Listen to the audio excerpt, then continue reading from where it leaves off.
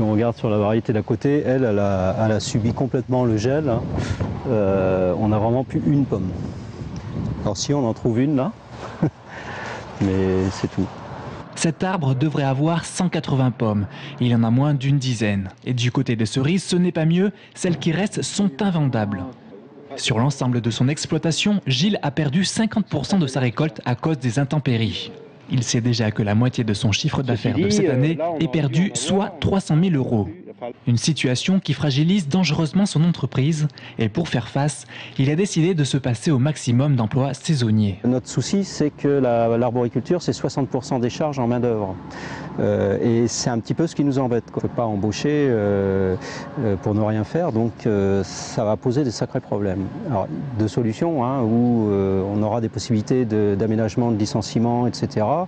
Où on aura des aides qui nous permettront de colmater un petit peu les brèches à ce niveau-là. On est un petit peu dans l'expectative actuellement.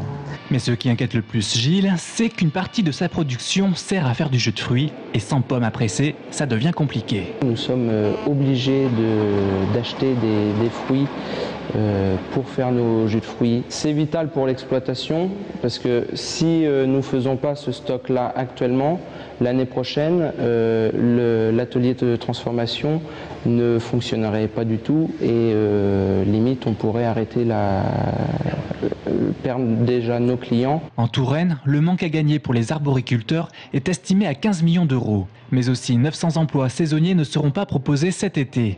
2012, une année noire, d'autant plus que pour le consommateur, la pénurie est souvent synonyme de hausse de prix.